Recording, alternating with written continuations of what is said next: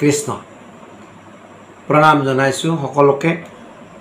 আমি পুনৰ আজি শ্ৰীমদ ভাগৱত মহাপুৰাণৰ প্ৰথম স্কন্ধৰ ৩য় অধ্যায়ৰ ৩ নম্বৰ শ্লোকটো আলোচনা কৰাৰ কাৰণে ইয়াত উপস্থিত হৈছোঁ, য'ত আমি বহু কথাই জানিব পাৰিম। যস্য অৱয়ব সংস্থানৈ কল্পিতা লোক বিস্তাৰঃ তদ্বৈ ভগৱত ৰূপম বিশুদ্ধম সত্যম উৰ্জিতম।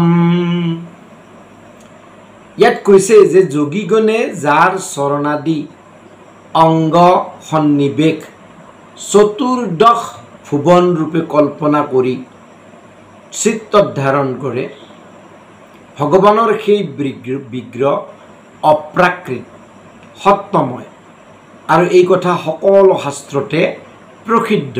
অৰ্থাৎ ভগৱান যদিও অৱতৰিত হয় দেখাত পঞ্চভৌতিক যেন লাগে এই জগতত, কিন্তু আচলতে তেওঁৰ যি বিশুদ্ধ সত্য। এতিয়া কথা হৈছে মায়াৰ কোপত থকা ভেকুলীৰ নিচিনা অনাদি বহিৰ্মুখ জীৱই মায়াত বাদে কিবা আছে বুলি ধাৰণাই কৰিব নোৱাৰে। আমাৰ মানুহক যদি সোধে কি কৰিবা বোপাই, আমি মায়াত আছোঁ, মায়াত আবদ্ধ।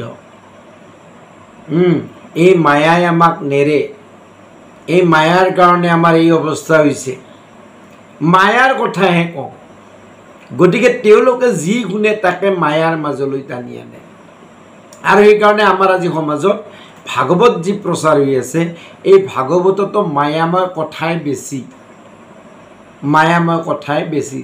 যেনেকৈ ব্যাসক নাৰদে কৈছিল যে তুমি কি কৰিলা যে কৃষ্ণৰ চৰিত্ৰ প্ৰকটি কোৱা নাই, তুমি আন ধৰ্মবিলাকে বিস্তৰকৈ ক'লা, কিন্তু তুমি কৃষ্ণৰ চৰিত্ৰ প্ৰকটি কোৱা নাই, আৰু নোকোৱাৰ কাৰণে তোমাৰ এই দশা হৈছে। আজি আমাৰ সমাজতো সেই একেই দশা। যা হওক, এতিয়া ভগৱানৰ যি ৰূপ, শয়ন যোগনিদ্ৰা আদিৰ কথা শুনি বহিৰ্মুখ জীৱবিলাকৰ কি হ'ব? অৱশ্যে মাইক ৰূপ বা মাইক সজ্জা মনলৈ আহিব। আমিতো সেইটোৱে ভাবিম না, ভগৱানৰ মাইক ৰূপ, ভগৱানেও শুৱে, ভগৱানে ক'ত শুব? এখন হয়তো নিশ্চয় তেওঁৰো পালেং আছে, পালেঙত শুব বা বিচনা আছে, তেনেকুৱা। সেইকাৰণে এই শ্লোকত ভগৱানৰ ৰূপৰ তত্ত্ব আলোচনা কৰি আমাক সাৱধান কৰি দিছে। কি? যে ভগৱানৰ মূৰ্তি প্ৰকৃতি নাইবা তিনি গুণৰ বিকাৰ নহয়, তিনি গুণৰ বিকাৰ নহয়।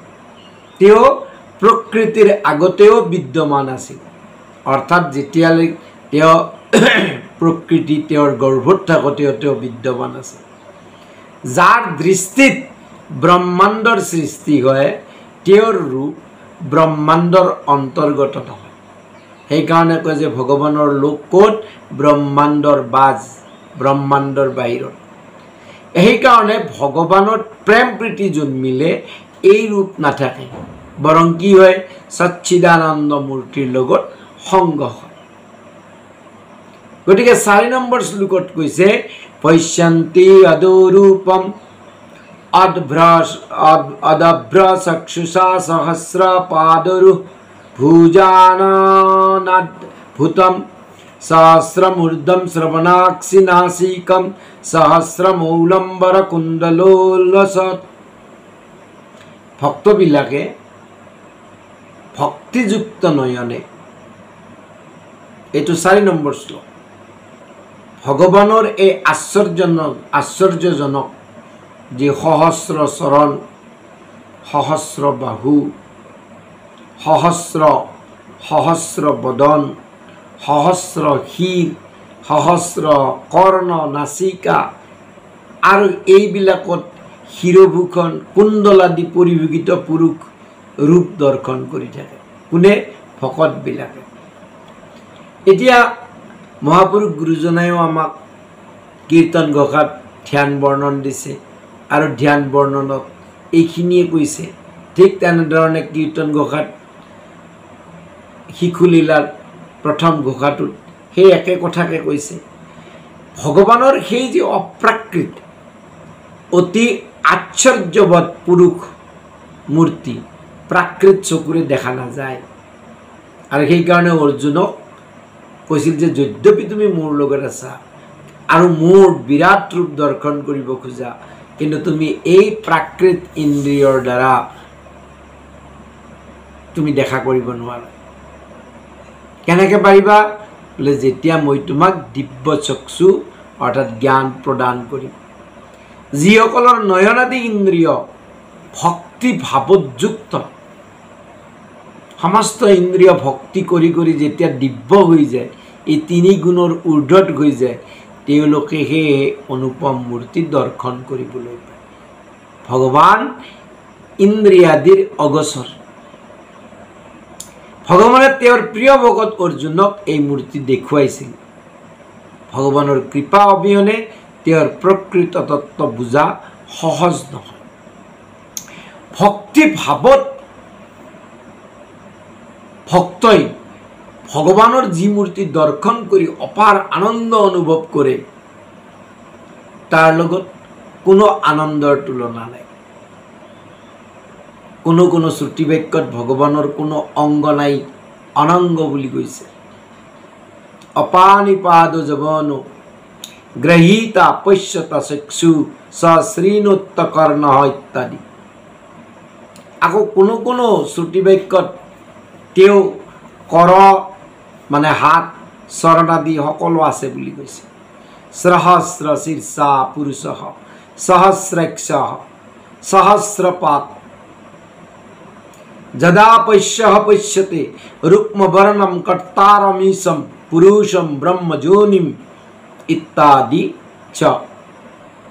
এনেকৈ কৈছে শ্ৰুতি বাক্যত অৰ্থাৎ বেদত।